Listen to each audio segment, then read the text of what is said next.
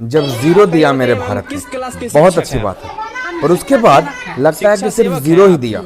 अब बोलोगे आप लोग कि चरक, सुश्रुत, तुलसीदास जैसे विद्वान भी हुए हमारे यहाँ, इतना कुछ तो दिया भारत ने, सही बात है, पर फिर रोज रोज सर क्यों पटक रहे हो ऐसे एजुकेशन सिस्टम का रोना रोककर, जहाँ 70,000 सैलरी पाने वाले शिक्षक को बेसिक मैथ्स का प्रॉब्लम सॉल्व नहीं करने आ रहा। जहाँ एक और एक एजुकेशन सिस्टम आइंस्टाइन, न्यूटन और स्टीफन हॉकिंग्स जैसे साइंटिस्ट पैदा कर रहा है, वहीं दूसरी ओर हम सिर्फ जीरो ही देने में खुश हैं। भारत ने बहुत कुछ दिया, पर अब हमारा एजुकेशन सिस्टम सिर्फ तोतों और कॉपी कैट्स को ही क्यों मेरिट लिस्ट में आगे बढ़ा रहा है। देश की सबसे प्रतिष्ठित परीक्षा यूपीएससी के नोटिफिकेशन को ले लीजिए, 40 स्पेलिंग मिस्टेक्स हैं। लोग तो यहां तक बोल रहे हैं कि आर रहमान को नोबेल भी फर्जी मिला है।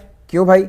क्योंकि उन्होंने दूसरे कंपोजर से गीत खरीदने के बाद उसका म्यूजिक बना दिया। स्कॉलरशिप और मेरिट की तो बात ही छोड़ दो। क्या होगा इस देश का जहां -40% वाला एक स्टूडेंट डॉक्टर बन जाएगा? डिग्रियों की कोई अहमियत भी है क्या? अगर कोई एग्जाम की तैयारी कर रहा है तो रोज के रोज पेपर लीक हो जा रहे हैं। स्कूल्स, कॉलेजों में पढ़ाई से ज्यादा तो सड़कों पे यहाँ प्रोटेस्ट हो रहे हैं। 75 साल से ऊपर हो गए हमारी आजादी को, और ये देश के एक गवर्नमेंट स्कूल का हाल है।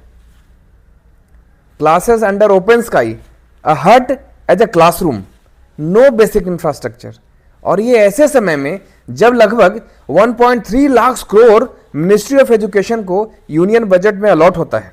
क्वेश्चन बजट साइज का नहीं है, question is simple, where is the money going? और यही अगर हकीकत है, then development exists only in files and not on the ground.